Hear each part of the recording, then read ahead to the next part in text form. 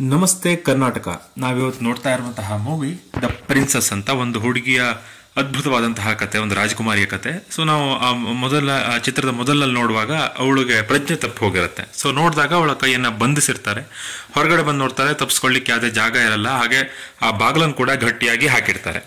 So sudden ಆಗಿ ಅವಳಿಗೆ ಅಲ್ಲಿ ಏನೋ ಒಂದು ಶಬ್ದ ಬಂದಾಗ ಅವ್ನು ನೆನಪು ಮಾಡ್ಕೊಳ್ತಾನೆ ಏನಾಗಿರ್ಬೋದು ಅಂತ. ಅವಳಿಗೆ ಹಿಂದಿನ ದಿನ ಏನೋ ಒಂದು ಮೂಸ್ಲಿಕ್ಕೆ ಕೊಟ್ಟು ಅದರಿಂದ ಅವಳದ ಪ್ರಜ್ಞೆ ತಪ್ಪಿಸಿರ್ತಾರೆ.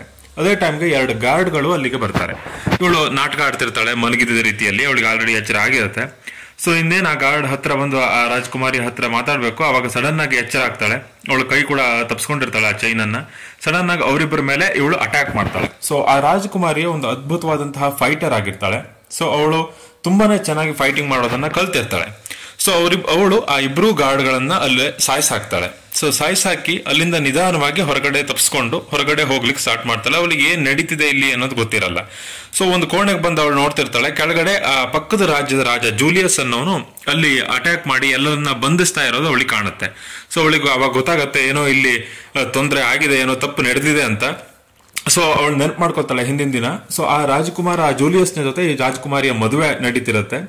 ಬಟ್ ಈ ರಾಜಕುಮಾರಿಗೆ ಅವನನ್ನ ಮದುವೆ ಆಗೋದು ಖಂಡಿತ ಇಷ್ಟ ಇರಲ್ಲ, ಯಾಕೆಂದ್ರೆ ಅವನು ತುಂಬಾ ಕೆಟ್ಟವನಾಗಿರ್ತಾನೆ. ಅಲ್ಲಿಂದ ಓಡ್ ಬಂದ್ಬಿಟ್ಟಿರ್ತಾಳೆ. ಅದೇ ಸಿಟ್ಟಿಗೆ ಅವನು ಆ ಇಡೀ ರಾಜ್ಯವನ್ನ ಆಕ್ರಮಿಸ್ತಾ ಇರ್ತಾನೆ. ಸೊ ಅಲ್ಲಿರೋರ್ನೆಲ್ಲ ಬಂಧಿಸ್ತಾ ಇರ್ತಾನೆ. ಅವನ ಜೊತೆ ಮೊಯ್ರಾ ಅಂತ ಒಂದು ಹುಡುಗಿನೂ ಇರ್ತಾಳೆ. ಸೊ ಅಲ್ಲಿ ಆ ರಾಜನಿಗೆ ಹೇಳ್ತಿರ್ತಾನೆ, ನನಗೆ ಆ ರಾಜಕುಮಾರಿಯನ್ನು ಮದುವೆ ಆದ್ರೆ ನಂಗೆ ಈ ರಾಜ್ಯ ನನಗೆ ಸಿಗುತ್ತೆ. ಸೊ ಅದಕ್ಕೋಸ್ಕರ ನಾನು ಅವಳನ್ನ ಮದುವೆ ಆಗ್ಲೇಬೇಕು, ನೀನ್ ಅದಕ್ಕೆ ನನಗೆ ಸಪೋರ್ಟ್ ಮಾಡ್ಲೇಬೇಕು ಅಂತ ಹೇಳ್ತಿರ್ತಾನೆ. ಸೊ ಇವಳು ಒಂದು ಕೋಣೆಯಲ್ಲಿ ಅಡಕ್ ಕೂತಿರ್ತಾಳೆ. ಅಲ್ಲಿ ಒಬ್ಬ ಒಂದು ಶಕ್ತಿಯುತವಾದಂತಹ ಗಾರ್ಡು ಬರ್ತಾನೆ. ಒಂದು ರೀತಿಯ ವಿಚಿತ್ರವಾದ ಹೆಲ್ಮೆಟ್ ಅನ್ನ ಧರಿಸಿರ್ತಾನೆ, ತುಂಬಾ ಗಟ್ಟಿಯಾದ ಲೋಹದ ಹೆಲ್ಮೆಟ್ ಅನ್ನ ಧರಿಸಿರ್ತಾನೆ. ಇವಳು ನೀರಿನಲ್ಲಿ ಅಡ್ಕೊಳ್ತಾಳೆ. ಸೊ ನೀರಿನಲ್ಲಿ ಮುಳುಕೊಂಡು ಅವನು ತುಂಬಾ ಹುಡುಕ್ತಾನೆ, ಎಲ್ಲರೂ ಇದಾಳ ರಾಜಕುಮಾರಿ, ಇಲ್ಲೆಲ್ಲಾದ್ರೂ ಇರ್ಬೋದಾ ಅಂತ. ಅವನಿಗೆ ಅಲ್ಲೆಲ್ಲೂ ಕಾಣಲ್ಲ. ಸೊ ಅವನು ಅಲ್ಲಿಂದ ಹೊರಟು ಹೋಗ್ತಾನೆ. ಇವಳು ಆ ನೀರಿಂದ ತಕ್ಷಣ ಹೊರ ಬಂದು ಅಲ್ಲಿಂದ ಮುಂದ್ಗಡೆ ಹೋಗ್ಲಿಕ್ಕೆ ಸ್ಟಾರ್ಟ್ ಮಾಡ್ತಾಳೆ. ಎಲ್ಲಿ ನೋಡಿದ್ರು ಸುತ್ತಮುತ್ತ ಎಲ್ಲಿ ನೋಡಿದ್ರು ಗಾರ್ಡ್ಸ್ಗಳು ಇರ್ತಾರೆ. ಬಟ್ ಆ ಹೆಲ್ಮೆಟ್ ಹಾಕೊಂಡು ಅವನ ಹತ್ರ ಸಿಕ್ಕಾಕೊಬಿಡ್ತಾಳೆ. ಅವನು ತುಂಬಾ ಶಕ್ತಿಯುತವಾಗಿರ್ತಾನೆ. ಬಟ್ ಇವಳು ತುಂಬಾನೇ ಆಕ್ಟಿವ್ ಆಗಿ ಅದ್ಭುತವಾದಂತಹ ಯುದ್ಧದ ಕಲೆಯನ್ನ ಕಲ್ತಿರೋಳಾಗಿರ್ತಾಳೆ. ಸೊ ಅಲ್ಲಿ ಅವನ ಜೊತೆ ಫೈಟ್ ಮಾಡ್ಲಿಕ್ಕೆ ಸ್ಟಾರ್ಟ್ ಮಾಡ್ತಾಳೆ. ಕೊನೆಯಲ್ಲಿ ಆ ಹೆಲ್ಮೆಟ್ ನಿಂದಾನೆ ಅವನನ್ನ ಸಾಯಿಸಾಕ್ತಾಳೆ. ಆ ಒಂದು ಶಕ್ತಿಯುತವನ್ನ ಹಳೆಯ ದಿನಗಳನ್ನ ನೆನಪು ಮಾಡ್ಕೊಳ್ತಾಳೆ. ಸೊ ಅವಳ ಆ ಬಾಲ್ಯದ ದಿನಗಳು. ಸೊ ಅವಳಿಗೆ ಒಂದು ಟೀಚರು ಈ ಯುದ್ಧದ ಕಲೆಗಳನ್ನೆಲ್ಲ, ಈ ಖಡ್ಗವನ್ನ ಪ್ರಯೋಗ ಮಾಡೋದು ಹೇಗೆ, ಬಿಲ್ಲು ಬಾಣಗಳನ್ನ ಪ್ರಯೋಗ ಮಾಡೋದು ಹೇಗೆ ಅಂತ ಕಲಿಸ್ತಿರ್ತಾಳೆ. ಸೊ ಆ ರಾಜನಿಗೆ 2 ಜನ ಹೆಣ್ಮಕ್ಳೇ ಆಗಿರ್ತಾರೆ. ಸೊ ಅದೇ ಟೈಮ್ನಲ್ಲಿ ಅವಳ ತಂಗಿನೂ ಹುಟ್ಟುತ್ತಿರ್ತಾಳೆ. ಸೊ ಅಲ್ಲಿ ಬಂದ ತಾಯಿ ಹೇಳ್ತಾಳೆ, ಸೊ ಈ ರಾಜನಿಗೆ ಇಷ್ಟ ಇಲ್ಲ ನೀನ್ ಈ ತರ ಹುಡುಗಿಯಾಗಿ ಒಂದು ಯುದ್ಧ ಮಾಡೋದು, ಅದೇನಿದ್ರು ಗಂಡು ಮಕ್ಕಳ ಕೆಲಸ, ನೀನು ಈ ತರ ಯುದ್ಧವನ್ನೆಲ್ಲ ಮಾಡೋದು ರಾಜನಿಗೆ ಇಷ್ಟ ಆಗಲ್ಲ ಅಂತ. ಬಟ್ ಇವಳಿಗೆ ತಾನೊಂದು ಯೋಧ ಆಗ್ಬೇಕು ಅಥವಾ ತಾನೊಂದು ವಾರಿಯರ್ ಆಗ್ಬೇಕು ಅಂತ ತುಂಬಾ ಆಸೆ ಇರುತ್ತೆ. ಸೊ ನೆನಪು ಮಾಡ್ಕೊಂಡು ಆ ಹಳೆ ದಿನಗಳು ನೆನಪಾಗುತ್ತೆ. ಬಟ್ ಅಲ್ಲಿಂದ ಹೋಗಿ ಒಂದು ಕೋಣೆಯಲ್ಲಿ ಕುತ್ಕೊಂಡಿರ್ತಾಳೆ. ಅಲ್ಲೂ 2 ಜನ ಗಾರ್ಡ್ಗಳು ಇವಳ ಮೇಲೆ ಅಟ್ಯಾಕ್ ಮಾಡ್ಲಿಕ್ಕೆ ಸ್ಟಾರ್ಟ್ ಮಾಡ್ತಾಳೆ. ಬಟ್ ಇವಳು ಅವರಿಂದ ಬದುಕಲೇಬೇಕಾಗಿರುತ್ತೆ. ಸೊ ಯಾಕಂದ್ರೆ ಇವಳು ಒಬ್ಬಳೇ ಈಗ ಫ್ರೀ ಇರೋರಾಗಿರ್ತಾಳೆ. ಸೊ ಅಲ್ಲಿ ಬಂದಂತಹ 2 ಗಾರ್ಡ್ ಅನ್ನ ಇವಳು ಈಸಿಲಿ ಸಾಯಿಸ್ತಾಳೆ. ಸೊ ರಾಜನಿಗೆ ಹೇಳ್ತಾನೆ, ಒಂದು ಸೀನಿಯರ್ ಗಾರ್ಡ್ ಹತ್ರ ಹೇಳ್ತಾನೆ, ಜೂಲಿಯಸ್ ಅನ್ನೋ ರಾಜ, ಹೋಗು ಆ ರಾಜಕುಮಾರಿ ಎಲ್ಲೇ ಇದ್ರು ಅವಳನ್ನ ಕರ್ಕೊಬಾ ಅಂತ. ಸೊ ಆ ಸೀನಿಯರ್ ಗಾರ್ಡು ಒಂದು ದಪ್ಪ ಇರೋಂತ ಒಂದು ಸೈನಿಕ ಇರ್ತಾನೆ, ತುಂಬಾ ದಪ್ಪ ಇರ್ತಾನೆ. ಅವನ ಹತ್ರ ನೀನ್ ಹೋಗು ಅಂತಾನೆ. ಅವ್ನು ನೋಡೇ ಹೆದರ್ ಹೋಗ್ತಾನೆ. ಅಷ್ಟೆತ್ರ ಬಿಲ್ಡಿಂಗ್ ಅನ್ನ ನಾನು ಅಷ್ಟೆತ್ರ ಅರಮನೆಯನ್ನು ಹತ್ತೋಗ್ಲಿಕ್ಕೆ ಆಗತ್ತ ಅಂತ ಇವನು ಗದರಿಸಿ ಅವನು ಕಳಿಸ್ತಾನೆ. ಸೊ ಇವಳು ತಪ್ಸ್ಕೊಂಡು ಹೋಗ್ತಿರ್ತಾಳೆ. ಅವನು ಹುಡ್ಕೊಂತ ಬರ್ತಾನೆ. ಆ ರಾಜಕುಮಾರಿ ಇದ್ದಲ್ಲಿ ಬಂದ್ಬಿಡ್ತಾನ ಅವನು. ಇವಳು ಆ ಕಿಟಕಿಯ ಹೊರಗಡೆ ನೇತಾಡ್ಕೊಂಡು ತಪ್ಸ್ಕೋತಾಳೆ. ಅವನು ಇಲ್ಲಿ ಯಾರು ಇಲ್ಲ ಅಂತ ವಾಪಸ್ ಹೋಗ್ತಾನೆ. ಇವಳು ನಂತರ ಈಸಿಲಿ ಒಳಗ್ ಬರ್ತಾಳೆ. ಸೊ ಅಲ್ಲಿಂದ ಒಂದು ಕೋಣೆಯಿಂದ ಪಾಸ್ ಆಗಿ ಮತ್ತೊಂದು ಕೋಣೆಗೆ ಹೋಗಿ ಸೇರ್ಕೊಂತಾಳೆ. ಅಲ್ಲಿ ಅವಳದೇ ಕೋಣೆ ಆಗಿರುತ್ತೆ. ಅಲ್ಲಿಗೆ ಅವಳಿಗೆ ಒಂದು ಖಡ್ಗ, ಅವಳದೇ ಆದಂತಹ ಒಂದು ಖಡ್ಗ ಅಲ್ಲಿರುತ್ತೆ. ಅದನ್ನ ಟೀಚರ್ ಏನಿದಾಳಲ್ಲ ಅವಳು ಇವಳ ನಿಜವಾದ ಟ್ಯಾಲೆಂಟ್ ಅನ್ನ, ಒಂದು ಚಾತುರ್ಯತೆಯನ್ನ ನೋಡಿ ಗಿಫ್ಟ್ ಆಗಿ ಕೊಟ್ಟಿರ್ತಾಳೆ. ತುಂಬಾನೇ ಇಷ್ಟ ಇರುತ್ತೆ ಆ ಟೀಚರ್ಗೆ ಇವಳನ್ನ ಕಂಡ್ರೆ. ಸೊ ಇವನು ಹುಡ್ಕಂತ ಹೋಗ್ತಿರ್ತಾನೆ. ಎಲ್ಲೋ ಅವಳು ಸಿಗ್ತಾ ಇರಲ್ಲ. ತುಂಬಾ ಸುಸ್ತಾಗ್ತಿರುತ್ತೆ, ಯಾಕಂದ್ರೆ ಆಲ್ರೆಡಿ ಅವನು ದಪ್ಪ ಇರೋನಾಗಿರೋದ್ರಿಂದ. ಇವಳು ಆ ಹುಡ್ಕೊಂತ ಒಂದು ಚಿಕ್ಕ ಕೋಣೆ, ಒಂದು ಸಂದಿನ ಜಾಗಕ್ಕೆ ಬರ್ತಾಳೆ. ಅಲ್ಲಿ ನೋಡ್ತಾಳೆ ಆ ಜೂಲಿಯಸ್ ಮತ್ತು ಮೊಯ್ರಾ ಇಬ್ರು ಅಲ್ಲಿ ಸರಸ ಆಡ್ಲಿಕ್ಕೆ ಅಥವಾ ಅಲ್ಲಿ ಬಂದು ಮಾತಾಡ್ತಿರ್ತಾರೆ. ಸೊ ಆ ಜೂಲಿಯಸ್ನ ಲವರ್ ಆಗಿರ್ತಾಳೆ ಮೊಯ್ರಾ ಅನ್ನೋಳು. ಕೇವಲ ರಾಜ್ಯದ ಆಸೆಗೋಸ್ಕರ ರಾಜಕುಮಾರಿಯನ್ನ ಮದುವೆ ಆಗ್ಬೇಕು ಅಂತ ಅನ್ಕೊಂಡಿರ್ತಾನೆ ಅಷ್ಟೇನೆ. ಸೊ ಅವನನ್ನ ಸಾಯಿಸ್ಬೇಕು ಅಂತ ಹಿಂದ್ಗಡೆಯಿಂದ ಆ ಖಡ್ಗವನ್ನು ಹಾಕ್ತಾಳೆ. ಬಟ್ ಅಷ್ಟೊತ್ತಿಗೆ ಗಾರ್ಡ್ ಬರ್ತಾರೆ. ಸೊ ಅಲ್ಲಿಂದ ಅವನು ಹೊರಟು ಹೋಗ್ತಾನೆ. ಅಲ್ಲಿ ಅವನನ್ನ ಸಾಯಿಸ್ಲಿಕ್ಕೆ ಸಾಧ್ಯ ಆಗಲ್ಲ. ಅವಳು ಆ ಪಕ್ಕದಲ್ಲಿ ಒಂದು ಸಣ್ಣ ಕಿಂಡಿಯ ತರ ಜಾಗ ಮಾಡ್ಕೊಂಡು ಒಂದು ಪಕ್ಕದ ಕೋಣೆಗೆ ಬರ್ತಾಳೆ. ಅಲ್ಲಿ ಒಂದು ದೊಡ್ಡ ಇಡೀ ದೇಹಕ್ಕೆ ಲೋಹದ ರಕ್ಷಣಾ ಕವಚವನ್ನ ಹಾಕೊಂಡಂತ ಒಂದು ದೊಡ್ಡ ಯೋಧ ವಾರಿಯರ್ ಅಲ್ಲಿ ಕಾಣಿಸ್ತಾನೆ ಆ ಎದುರುಗಡೆ ರಾಜನ ಕಡೆ. ಅವನು ಅಲ್ಲಿ ಅವರಿಬ್ಬರ ಮಧ್ಯ ಒಂದು ಅದ್ಭುತವಾದ ಫೈಟ್ ನಡೆಯುತ್ತೆ. ಇವಳು ಸಾಕಷ್ಟು ಟೆಕ್ನಿಕಲಿ ಕಲ್ತಿರೋದ್ರಿಂದ ಟೆಕ್ನಿಕ್ ಇಂದ ಅವನಿಗೆ ಬೆಂಕಿಯನ್ನ ಹಚ್ಚಿಬಿಡ್ತಾಳೆ. ಅವನು ಮೇಲ್ಗಡೆಯಿಂದ ಕೆಳ ಬಿದ್ದು ಸತ್ತೋಗ್ತಾನೆ. ಸೊ ರಾಜನಿಗೆ ವಿಪರೀತ ಸಿಟ್ಟು ಬರುತ್ತೆ. ಸೊ ಅದೇ ಟೈಮ್ನಾಗ ಏನು ಹುಡ್ಕ್ಲಿಕ್ಕೆ ಹೋದವನು ಅವನು ಬಂದು ಹೇಳ್ತಾನೆ, ಇಲ್ಲ ರಾಜಕುಮಾರಿ ಈ ಬಿಲ್ಡಿಂಗ್ ನಲ್ಲಿ ಎಲ್ಲೂ ಕಾಣ್ಲಿಲ್ಲ ಅಂತ. ಸಿಟ್ಟು ಬರುತ್ತೆ ಅವನಿಗೆ ವಿಪರೀತವಾಗ. ಆ ಸೀನಿಯರ್ ಗಾರ್ಡ್ ಮೇಲೆ ಕೂಗ್ತಾನೆ, ಏನ್ ನಿನ್ನ ಹತ್ರ ಹುಡುಕು ಅಂದ್ರೆ ಯಾರನ್ನೋ ಕಳ್ಸಿದೀಯಾ, ಅವನಿಗೆ ಏನೋ ಗೊತ್ತೇ ಆಗಿಲ್ಲ ಅಂತ. ಸೊ ತಕ್ಷಣ ನೀವೆಲ್ಲ ಹೋಗಿ ಅವಳನ್ನ ಎಲ್ಲೇ ಇದ್ರು ಹುಡ್ಕೊ ಬನ್ನಿ ಅಂತ ಹೇಳ್ಬಿಟ್ಟು ಹೊರಡ್ತಾನೆ. ಮೊಯ್ರಾ ಹೇಳ್ತಾಳೆ, ಇದು ಯಾರೋ ಇಡೀ ಈ ಬಿಲ್ಡಿಂಗ್ ಅನ್ನ ತುಂಬಾ ಸೂಕ್ಷ್ಮವಾಗಿ ಗೊತ್ತಿರೋರೇ ಇಲ್ಲಿರ್ಬೇಕು ಅಥವಾ ರಾಜಕುಮಾರಿನೇ ಅಲ್ಲಿದ್ದಾಳೆ ಅಂತ. ಇದನ್ನೆಲ್ಲ ಕೇಳಿದ್ರು ಅಲ್ಲಿ ನಗ್ಲಿಕ್ಕೆ ಸ್ಟಾರ್ಟ್ ಮಾಡ್ತಾರೆ, ನಿನಗೇನೆಲ್ಲ ಗೊತ್ತಾ ಈ ಬಿಲ್ಡಿಂಗ್ ಬಗ್ಗೆ ಅಂತ. ಸಿಟ್ಟು ಬರುತ್ತೆ ಅವಳಿಗೆ. ಅವಳ ಕೈಯಲ್ಲಿ ಒಂದು ವಿಶಿಷ್ಟವಾದ ಚಾಟಿ ಇರುತ್ತೆ. ಆ ಚಾಟಿ ಎತ್ತಿದಗಡೆ 2 ಕಬ್ಬಿಣದ ಏನೋ ಒಂದು ಟೆಕ್ನಿಕಲಿ ಮಾಡ್ಕೊಂಡಿರ್ತಾಳೆ. ಸೊ ಅದರಿಂದ ಆ ಸೀನಿಯರ್ ಗಾರ್ಡ್ ಅನ್ನ ತಕ್ಷಣ ಸಾಯಿಸಾಕ್ಬಿಡ್ತಾಳೆ ಅವಳು, ಆ ಮೊಯ್ರಾ ಅನ್ನೋಳು, ಆ ಕಬ್ಬಿಣದ ತುದಿಯಿಂದ. ಅವಳ ಚಾಟಿ ತುಂಬಾ ಪವರ್ಫುಲ್ ಆಗಿರುತ್ತೆ, ಬೆರಳಲ್ಲೇ ಕಂಟ್ರೋಲ್ ಮಾಡೋ ರೀತಿಯಲ್ಲಿ ಅದು ನಿಂತ್ಕೊಂಡಿರ್ತಾಳೆ. ಸೊ ಎಲ್ಲಾ ಸೈನಿಕರನ್ನ ಆ ಬಿಲ್ಡಿಂಗ್ ನಲ್ಲಿ ಹುಡುಕ್ಲಿಕ್ಕೆ ಅಂತ ಕಳಿಸ್ತಾರೆ. ಇದನ್ನ ರಾಜಕುಮಾರಿ ಮೇಲ್ಗಡೆಯಿಂದ ನೋಡ್ತಿರ್ತಾಳೆ. ಸೊ ಇವಳಿಗೆ ಗೊತ್ತಾಗುತ್ತೆ ತಪ್ಸ್ಕೊಂಡು ಹೋಗ್ಬೇಕು ಅಂತ ಅಲ್ಲಿಂದ ಓಡ್ಲಿಕ್ಕೆ ಸ್ಟಾರ್ಟ್ ಮಾಡ್ತಾಳೆ. ಸೊ ಅದೇ ಟೈಮ್ನಲ್ಲಿ ಎಲ್ಲಾ ಗಾರ್ಡ್ಗಳು ಇವಳ ಮೇಲೆ ಅಟ್ಯಾಕ್ ಮಾಡ್ತಾರೆ. ಸೊ ಅವರಿಬ್ಬರ ಮಧ್ಯೆ ಒಂದು ಅದ್ಭುತವಾದ ಫೈಟ್ಗಳು ಮತ್ತೆ ನಡೆಯುತ್ತೆ. ಅವಳಿಗೆ ಬದುಕಲೇಬೇಕಾದಂತಹ ಸ್ಥಿತಿ. ಸೊ ಆ ರಾಜ್ಯವನ್ನು ಕಾಪಾಡುವಂತಹ ಹೊಣೆ ಅವಳದೇ ಆಗಿರುತ್ತೆ. ಸೊ ಎಲ್ಲ ಗಾರ್ಡ್ಗಳು ಅವಳ ಮೇಲೆ ಅಟ್ಯಾಕ್ ಮಾಡ್ತಾರೆ. ಬಟ್ ಇವಳು ಅವರೆಲ್ಲರನ್ನೂ ಸಾಯಿಸ್ತಾ ಒಬ್ಬರನ್ನೇ ಸಾಯಿಸ್ತಾ ಹೋಗ್ತಿರ್ತಾಳೆ. ಯಾಕಂದ್ರೆ ಅದ್ಭುತವಾಗಿ ಕಳ್ತಿರ್ತಾರೆ. ಸಾಕಷ್ಟು ಅವಳಿಗೆ ಪೆಟ್ಟು ಆಗತ್ತೆ ಅವಳ ಕೈಗೆ ಮತ್ತೆ ಹೊಟ್ಟೆಗೆ ಎಲ್ಲದು. ಆ ಖಡ್ಗದಲ್ಲಿ ಅವರು ಆ ಏಟನ್ನ ಕೊಟ್ಟಿರ್ತಾರೆ. ಬಟ್ ಆದ್ರೂ ಇವಳು ಅವ್ರ ವಿರುದ್ಧ ತುಂಬಾನೇ ಚೆನ್ನಾಗಿ ಫೈಟ್ ಮಾಡಿರ್ತಾಳೆ. ಅವ್ರನ್ನೆಲ್ಲ ಸಾಧ್ಯ ಆದಷ್ಟು ಜನರನ್ನೆಲ್ಲ ಅಲ್ಲಿ ಸಾಯಿಸಿ ಅಲ್ಲೆಲ್ಲ ಒಂದು ರೀತಿ ಅಲ್ಲಿಂದ ತಪ್ಸ್ಕೊಂತಾಳೆ. ಒಂದು ಎತ್ತರದಿಂದ ಜಂಪ್ ಮಾಡಿ ಅಲ್ಲಿ ಏನು ಬಂದಂತಹ ಗಾರ್ಡು, ಆ ಗಾರ್ಡನ್ನು ಅಲ್ಲೇ ಸಾಯಿಸಾಕ್ಬಿಟ್ಟವಳು ಅಲ್ಲಿಂದ ತಪ್ಸ್ಕೊಂಡು ಒಂದು ಕೋಣೆಗೆ ಹೋಗ್ತಾಳೆ. ಸೊ ಅಲ್ಲಿ ಅವ್ರನ್ನೆಲ್ಲರನ್ನು ಸಾಯಿಸಿ ಒಂದು ಚಿಕ್ಕ ಕೋಣೆ ಇರುತ್ತೆ. ಓಡ್ ಹೋಗಿ ಆ ಹೊರಗಡೆ ಏನೋ ಒಂದು ಬಾವುಟದ ರೀತಿ ಬರ್ತಿರುತ್ತೆ, ಅದರಲ್ಲಿ ನೇತಾಡ್ಕೊಂಡು ಪಕ್ಕದಲ್ಲಿ ಒಂದು ಕೋಣೆ ಕಾಣುತ್ತೆ ಅವಳಿಗೆ ಸ್ವಲ್ಪ ಬಿಲ್ಡಿಂಗ್ ನ ಕೆಳಗಡೆ ಭಾಗದಲ್ಲಿ. ಸೊ ಅಲ್ಲಿ ಬಂದು ಒಂದು ಕೋಣೆಗೆ ಹೋಗ್ತಾಳೆ. ಆ ಕೋಣೆಗೆ ಹೋದಾಗ ತುಂಬಾ ಪೆಟ್ಟಾಗಿರುತ್ತೆ ಅವಳಿಗೆ ಹೊಟ್ಟೆಗೆ ಕೈಗೆ ಅಂತ. ಅಲ್ಲೆಲ್ಲ ಪಟ್ಟಿಯನ್ನ ಕಟ್ಕೊಳ್ತಿರ್ತಾಳೆ, ಒಂದು ಬಟ್ಟೆ ಚೂರನ್ನ ಕಟ್ಕೊಳ್ತಾ. ಮತ್ತೆ ಅವಳಿಗೆ ಆ ಹಳೆಯ ದಿನಗಳು ನೆನಪಾಗುತ್ತೆ. ಆ ರಾಜ ಇವಳಿಗೆ ಹೇಳಿರ್ತಾನೆ, ಸೊ ನೀನು ಆ ಜೂಲಿಯಸ್ನ ಮದುವೆ ಆಗ್ಲೇಬೇಕು. ಸೊ ಅವನು ತುಂಬಾ ಪವರ್ಫುಲ್ ಇದ್ದಾನೆ, ಇಲ್ಲ ನಮ್ಮ ರಾಜ್ಯನ ಹಾಳು ಮಾಡ್ಬಿಡ್ತಾನೆ. ಸೊ ನೀನ್ ಮದುವೆ ಆಗ್ಲೇಬೇಕು ಅಂತ. ಬಟ್ ಅವಳಿಗೆ ತಾನೊಬ್ಬ ವಾರಿಯರ್ ಆಗ್ಬೇಕು ಅಂತ ಆಸೆ ಇರುತ್ತೆ ರಾಜಕುಮಾರಿಗೆ. ಬಟ್ ಅಪ್ಪ ಅಲ್ಲಿ ತುಂಬಾನೇ ಬೈತಾನೆ, ನಿನ್ನಿಂದ ನಂಗೆ ಈ ತರ ತೊಂದರೆ ಆಗ್ತಾ ಇದೆ. ಸೊ ನಾನು ಹೇಳ್ದಷ್ಟು ನೀನ್ ಕೇಳ್ಬೇಕು. ಸೊ ನಿನಗೆ ಇಷ್ಟ ಇದೆಯೋ ಇಲ್ವೋ ನನಗೆ ಗೊತ್ತಿಲ್ಲ, ನೀನ್ ಮದುವೆ ಆಗ್ಬೇಕು ಅಂತ. ತುಂಬಾ ಅವಳಿಗೆ ಮನಸ್ಸಿಗೆ ನೋವಾಗುತ್ತೆ. ಅಪ್ಪ ನನಗೆ ಮನಸ್ಸು ಇಲ್ದೇ ಇದ್ರು ಯಾಕೆ ಈ ರೀತಿ ಮಾಡ್ತಿದ್ದಾನೆ, ಸೊ ಯಾರಿಗೋ ಇಷ್ಟ ಇಲ್ದೇ ಇರೋ ಅದರಲ್ಲೂ ಕೆಟ್ಟ ರಾಜನಿಗೆ ನನ್ನನ್ನು ಕೊಟ್ಟು ಮದುವೆ ಮಾಡ್ತಿದ್ದಾನೆ ಅಂತ ಅವಳಿಗೆ ತುಂಬಾನೇ ಮನಸ್ಸಿಗೆ ನೋವಾಗುತ್ತೆ. ಸೊ ಅಲ್ಲಿಂದ ಹೊರಟಿರ್ತಾಳೆ ಅವಳು. ಸೊ ಇದನ್ನೆಲ್ಲ ನೆನಪು ಮಾಡ್ಕೊಂಡು ನನ್ನಿಂದನೇ ಈ ತರ ಆಗ್ತಾ ಇದೆಯಲ್ಲ ಅಂತ ತುಂಬಾನೇ ಬೇಜಾರು ಮಾಡ್ಕೊಂಡಿರ್ತಾರೆ. ಅಲ್ಲಿ ಯಾರೋ ಬಂದ ರೀತಿ ಅನ್ಸುತ್ತೆ ಅವಳು. ತಕ್ಷಣ ಅವ್ರ ಮೇಲೆ ಅಟ್ಯಾಕ್ ಮಾಡ್ಲಿಕ್ಕೆ ನೋಡಿದಾಗ ಆ ರಾಜಕುಮಾರಿಯ ಟೀಚರ್ ಆಗಿರ್ತಾಳೆ ಅವಳು. ಸೊ ಅದೇ ಟೈಮ್ನಿಗೆ ಅವಳು ಕಾಪಾಡ್ಲಿಕ್ಕೆ ಅಂತ ಬಂದಿರ್ತಾಳೆ.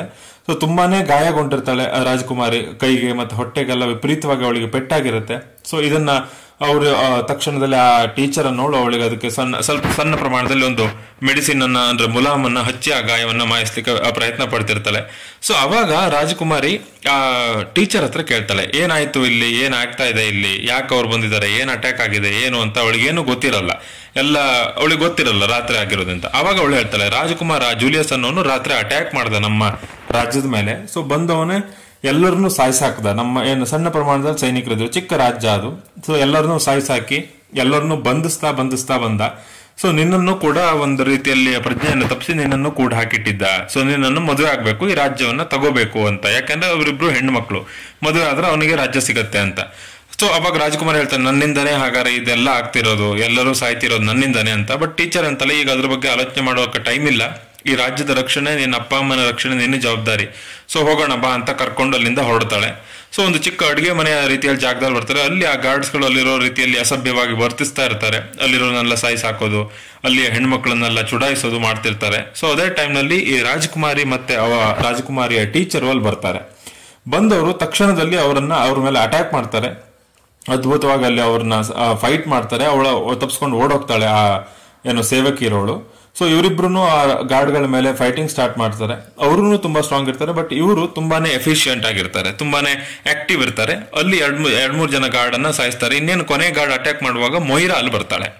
ಸೊ ಮೊಯ್ರಾ ಅಲ್ಲಿ ಬಂದು ಇವರಿಬ್ಬರನ್ನ ಸಾಯಿಸ್ಬೇಕು ಅಥವಾ ಇವರಿಬ್ಬರನ್ನ ನಾನು ಸೋಲಿಸ್ಬೇಕು ಅಂತ ಇವರಿಬ್ಬರ ಮೇಲೆ ಅಟ್ಯಾಕ್ ಮಾಡ್ಲಿಕ್ಕೋಸ್ಕರ ಬರ್ತಾಳೆ. ಆ ಮೊಯ್ರಾ ಅನ್ನೋಳು ತುಂಬಾನೇ ಅದ್ಭುತವಾದ ಫೈಟರ್ ಆಗಿರ್ತಾಳೆ. ಅವಳು ಚಾಟಿ ತುಂಬಾನೇ ಪವರ್ಫುಲ್ ಆಗಿರುತ್ತೆ. ಆ ರಾಜಕುಮಾರಿಯ ಕುತ್ತಿಗೆಗೆ ಆ ಚಾಟಿಯನ್ನು ಹಾಕಿ ಇನ್ನೇನು ಅವಳನ್ನ ಸಾಯಿಸ್ಬೇಕು ಅಂತ ನೋಡ್ತಿರುವಾಗ ರಾಜಕುಮಾರಿ ಆ ಟೀಚರ್ ಏನಿರ್ತಾಳೆ ಅವಳು ಇವಳನ್ನ ಕಾಪಾಡಬೇಕು ಅಂತ ಇವಳ ಜೊತೆ ಫೈಟ್ ಮಾಡ್ಲಿಕ್ಕೆ ಸ್ಟಾರ್ಟ್ ಮಾಡ್ತಾಳೆ. ಸೊ ಇದೇ ಟೈಮ್ನಲ್ಲಿ ಅವಳು ಅಷ್ಟೇ ಟೆಕ್ನಿಕ್ ಇಂದ ಮಾಡ್ತಿದ್ರು ಕಡೆಗೆ ಕೊನೆಯಲ್ಲಿ ಆ ಟೀಚರ್ ಆ ಚಾಟಿಯಿಂದ ಅವಳನ್ನ ಬದುಕಿಸ್ತಾಳೆ ರಾಜ್ಕುಮಾರ್ನ. ತಕ್ಷಣ ಅಲ್ಲಿರೋ ಸುತ್ತಮುತ್ತ ಜಾಗಕ್ಕೆ ಬೆಂಕಿಯನ್ನು ಹಾಕಿ ಮೊಯ್ರಾಗೆ ಮುಂದೆ ಬರಕ್ ಆಗದೆ ಇರೋ ರೀತಿ ಮಾಡಿ ಹೇಳ್ತಾಳೆ, ನೀನು ಇಲ್ಲಿಂದ ಓಡಿ ಹೋಗಿ ತಪ್ಸ್ಕೊಂಡು ಹೋಗು, ಒಂದು ನೀರಿನ ದಾರಿ ಇದೆ, ಆ ದಾರಿಯಲ್ಲಿ ಹೋಗು, ಸೊ ನೀನು ಕಾಪಾಡ್ಲಿಕ್ಕೆ ಸಾಧ್ಯ, ನಾನು ಇವಳನ್ನ ನಾನು ನೋಡ್ಕೊತೀನಿ, ಸೊ ಇವಳ ವಿರುದ್ಧ ನಾನು ಫೈಟ್ ಮಾಡ್ತೀನಿ ಅಂತ. ಬಟ್ ರಾಜ್ಕುಮಾರ್ ಹೇಳ್ತಾಳೆ, ಇಲ್ಲ ನೀನು ಬರಲೇಬೇಕು ಅಂತ. ಬಟ್ ಇಲ್ಲ, ನೀನು ಹೋಗು, ನಿನ್ನ ಕಾಪಾಡ್ಲೇಬೇಕು ಅವ್ರನ್ನ, ನಾನು ಇವಳ ಜೊತೆ ಫೈಟ್ ಮಾಡ್ತೀನಿ ಅಂತ ಅವಳಲ್ಲೇ ಉಳಿತಾಳೆ. ಇವಳು ಅಲ್ಲಿ ಆ ಒಂದು ನೀರಿನ ದಾರಿ ಇರುತ್ತೆ, ಸೊ ಅದು ಹೊರಗಡೆ ಹೋಗಿ ಕೆಳಗಡೆಯಿಂದ ಕನೆಕ್ಟ್ ಆಗೋ ರೀತಿಯಲ್ಲಿ ಇರುತ್ತೆ. ಹಳೆ ಕಾಲದ ರಾಜರ ಮನೆಗಳಲ್ಲಿ ಅಲ್ಲಿ ಒಂದು ಅಂಡರ್ ಗ್ರೌಂಡ್ ನಲ್ಲಿ ಎಲ್ಲ ಅವನ ರಾಜಕುಮಾರಿಯ ತಂದೆ, ತಾಯಿ ಮತ್ತೆ ತಂಗಿಯನ್ನ ಅಲ್ಲಿ ಕೂಡ ಹಾಕಿರ್ತಾರೆ. 3 ಜನ ಗಾರ್ಡ್ಸ್ ಅದನ್ನ ಕಾಯ್ತಿರ್ತಾರೆ. ಸೊ ಅವರು ನಶೆಯನ್ನ ಅಂದ್ರೆ ಹೆಂಡವನ್ನ ಕುಡಿತಾ ಮಾತಾಡ್ತಿರ್ತಾರೆ. ಇವಳು ಅಲ್ಲಿ ಬಂದು ಆ ಹೆಂಡವನ್ನ ಕುಡಿದು ಇವ್ರ ಮೇಲೆ ಫೈಟ್ ಮಾಡ್ಲಿಕ್ಕೆ ಸ್ಟಾರ್ಟ್ ಮಾಡ್ತಾಳೆ. ಸೊ ಅಲ್ಲಿ ಆ 3 ಜನ ಗಾರ್ಡ್ ಅನ್ನು ಈಸಿಲಿ ಸಾಯಿಸ್ತಾಳೆ. ಸೊ ತುಂಬಾನೇ ಖುಷಿ ಆಗುತ್ತೆ ಅಪ್ಪನಿಗೆ. ಅವಳ ಫೈಟಿಂಗ್ ಕಲೆನ ನೋಡಿ ತುಂಬಾನೇ ಹೆಮ್ಮೆ ಅನ್ಸುತ್ತೆ, ತುಂಬಾನೇ ಖುಷಿ ಆಗುತ್ತೆ. ಸೊ ನನ್ನ ಮಗಳು ಇಷ್ಟೆಲ್ಲ ಪವರ್ ಇದ್ದಾಳ ಅಂತ ಅವ್ರನ್ನ ಕರ್ಕೊಂಡು ಹೋಗ್ತಿರ್ತಾಳೆ. ಸಡನ್ ಆಗಿ ಗಾರ್ಡ್ಸ್ ಗಳು ಬಂದು ಇವಳ ಮೇಲೆ ಅಟ್ಯಾಕ್ ಮಾಡ್ಬಿಡ್ತಾರೆ. ಸೊ ಅವಳಿಗೆ ನೆಕ್ಸ್ಟ್ ಪ್ರಜ್ಞೆ ಬರುತ್ತೆ, ನೋಡ್ತಾಳೆ, ಅವರೊಂದು ಚರ್ಚ್ಗೆ ಕರ್ಕೊಂಬಂದಿರ್ತಾಳೆ ಅವ್ರನ್ನ. ಇನ್ನೇನು ಮದುವೆ ಆಗ್ಬೇಕು, ಆ ರಾಜ ಕೂಡ ಅವಳನ್ನ ವಶಪಡಿಸ್ಕೊಂಡ ಅಂತ. ಸೊ ಆ ಟೀಚರ್ ಅನ್ನು ಬಂಧಿಸಿ ಕರ್ಕೊಂಬಂದಿರ್ತಾರೆ. ಅವಾಗ ಕೇಳ್ತಾನೆ ರಾಜ, ಸೊ ನಾನು ಮದುವೆ ಆಗ್ಲಿಕ್ಕೆ ನಿಂಗೆ ಏನ್ ತೊಂದ್ರೆ, ನನ್ನನ್ನು ನೋಡಿದ್ರೆ ನಿನಗೆ ಏನ್ ಅನ್ಸುತ್ತೆ ಅಂತ. ಸೊ ಆ ರಾಜಕುಮಾರಿ ನೇರವಾಗಿ ಹೇಳ್ತಾಳೆ, ನಿನ್ನನ್ನು ನೋಡಿದ್ರೆ ನಂಗೆ ಸಾಯಿಸ್ಬೇಕು ಅನ್ಸುತ್ತೆ, ಸೊ ನಿನ್ನನ್ನ ತುಂಡು ತುಂಡ ಕತ್ತರಿಸಾಕ್ಬೇಕು ಅನ್ಸುತ್ತೆ, ಯಾಕಂದ್ರೆ ನೀನ್ ತುಂಬಾ ಕೆಟ್ಟವನು, ನೀನು ಒಳ್ಳೆಯವನಲ್ಲ, ಸೊ ನಾನು ನಿನ್ನನ್ನು ಯಾವುದೇ ಕಾರಣಕ್ಕೂ ಮದುವೆ ಆಗಲ್ಲ, ಸೊ ಹಾಗಾಗಿ ನಿನ್ನನ್ನು ಕಡ್ರೆ ನಂಗೆ ವಿಪರೀತ ಕೋಪ ಇದೆ ಅಂತ ನೇರವಾಗಿ ಹೇಳ್ತಿರ್ತಾನೆ. ಅವಾಗ ರಾಜ ಅಂತಾನೆ, ಸೊ ನನ್ಗೆ ಮದುವೆ ಆಗ್ಲಿಕ್ಕೆ ಏನು ನೀನೇ ಆಗ್ಬೇಕು ಅಂತಿಲ್ಲ, ನಿನ್ನ ತಂಗಿಯನ್ನು ನಾನು ಮದುವೆ ಆದ್ರೂ ನಂಗೆ ಈ ರಾಜ್ಯ ಸಿಕ್ಕೇ ಸಿಗತ್ತೆ, ಸೊ ಹಾಗಾಗಿ ನಿನ್ನನ್ನ ಸಾಯಿಸ್ತೀನಿ, ನಾನು ತಂಗಿಯನ್ನು ಮದುವೆ ಆಗ್ತೀನಿ ಅಂತ ಹೇಳ್ತಿರ್ತಾನೆ. ಸೊ ಸಡನ್ ಆಗಿ ಅವರು ಮತ್ತೆ ಅಲ್ಲಿ ಅಟ್ಯಾಕ್ ಮಾಡ್ಲಿಕ್ಕೆ ಸ್ಟಾರ್ಟ್ ಮಾಡ್ತಾರೆ. ಅಲ್ಲಿರೋ ಗಾರ್ಡ್ಸ್ ಗಳ ಜೊತೆ, ಅಲ್ಲಿರೋ ರಾಜಕುಮಾರಿ ಮತ್ತೆ ಮೊಯ್ರಾ ಜೊತೆ. ಆ ಟೀಚರ್ ತಕ್ಷಣ ಅವಳ ತಂಗಿಯನ್ನ, ರಾಜಕುಮಾರಿ ತಂಗಿಯನ್ನ ಕರ್ಕೊಂಡು ಓಡೋಗ್ತಾಳೆ. ಸೊ ಇವಳನ್ನ ಎತ್ತಿ ಹೊರಗಡೆ ಬಿಸಾಕ್ತಾರೆ, ಒಂದು ನದಿಗೆ ಬಿಸಾಕ್ತಾರೆ. ಅವಳೊಂದು ನದಿಗೆ ಹೋಗಿ ಬೀಳ್ತಾಳೆ ರಾಜಕುಮಾರಿ, ಆ ರಾಜ್ಯದ ಹೊರಗಡೆ ಇರೋದು. ಅವಳು ಹೋಗಿ ನೀರಿನ ತಳಭಾಗದಲ್ಲಿ ಸೇರ್ತಾಳೆ. ಅವಳಿಗೆ ಸಡನ್ ಆಗಿ ಪ್ರಜ್ಞೆ ಬರುತ್ತೆ. ಸೊ ನಾನು ಬದುಕಲೇಬೇಕು, ತನ್ನ ಹಳೆಯ ಕುಟುಂಬದ ನೆನಪಾಗತ್ತೆ, ತಾನು ಕಲ್ತಿರೋ ವಿದ್ಯೆಗಳ ಬಗ್ಗೆ ನೆನಪಾಗತ್ತೆ, ತುಂಬಾನೇ ಹೆಮ್ಮೆ ಅಂದ್ರೆ ಮನಸ್ಸಿಂದ ಒಂದು ಶಕ್ತಿ ಬರುತ್ತೆ. ಅಲ್ಲೊಂದು ಚಿಕ್ಕ ಗಾಜಿನ ತೂರಲ್ಲಿ ಕೈ ಕಟ್ಟಿದ ದಾರವನ್ನ ಕಟ್ ಮಾಡ್ಕೊಂಡು ನೀರಿಂದ ಹೊರ ಬರ್ತಾಳೆ. ಸೊ ಇನ್ನೇನು ಫೈನಲ್ ಆಗಿ ಚರ್ಚ್ಗೆ ಹೋಗಿ ಎಲ್ಲರನ್ನೂ ಅಲ್ಲಿ ಕೂಡ ಹಾಕಿರ್ತಾರೆ. ಸೊ ಆ ರಾಜಕುಮಾರ ತಂಗಿಯನ್ನ, ಚಿಕ್ಕ ಹುಡುಗಿಯನ್ನ ಮದುವೆ ಆಗ್ಬೇಕು ಅಂತ ಅಲ್ಲಿ ಕರ್ಕೊಂಡು ಹೋಗಿರ್ತಾನೆ, ಯಾಕಂದ್ರೆ ಇಡೀ ಆ ರಾಜ್ಯವನ್ನ ಕಬಳಿಸ್ಕೋಬಹುದು ಅಂತ. ಸೊ ಇವರು ಆ ತಂಗಿಯನ್ನ ಮತ್ತೆ ಆ ಟೀಚರ್ ಏನ್ ಕರ್ಕೊಂಡು ಓಡೋಗಿದಾರಲ್ಲ ಅವ್ರನ್ನ ಹುಡುಕ್ತಿರ್ತಾರೆ.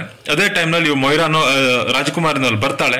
ಸೊ ಅಲ್ಲಿ ತಂಗಿ ಒಂದು ದೊಡ್ಡ ವಿಗ್ರಹದಿಂದ ಅಡ್ಕೊಂಡು ಕೂತಿರ್ತಾಳೆ. ಸೊ ಅಲ್ಲಿ ಏನ ಬಂದಂತಹ ಗಾರ್ಡು ಅವಳ ಮೇಲೆ ಆ ವಿಗ್ರಹವನ್ನ ಕೆಡಗ ಹಾಕ್ತಾಳೆ ಆ ತಂಗಿ. ಸೊ ಸಾಯಿಸಾಕ್ತಾಳೆ. ಸೊ ಇವರು ಆ ಟೀಚರು ಮತ್ತೆ ರಾಜಕುಮಾರಿ ಮತ್ತೆ ತಂಗಿ 3 ಜನ ಸೇರಿ, ಸೊ ಅವಳಿಗೆ ರಾಜಕುಮಾರಿ ತುಂಬಾ ಬೇಜಾರಾಗ್ತಾ ಇರ್ತದೆ, ನನ್ನಿಂದನೇ ಇದೆಲ್ಲ ಆಗ್ತಾ ಇದೆ, ಸೊ ನಾನ್ ಸುಮ್ಮನೆ ಅವಳನ್ನ ಮದುವೆ ಆಗ್ಲಿಕ್ಕೆ ಒಪ್ಕೊಬಿಡ್ಬೇಕಿತ್ತು ಅಂತ. ಬಟ್ ಅವಳು ಮನಸ್ಸು ಒಪ್ತಿರಲ್ಲ.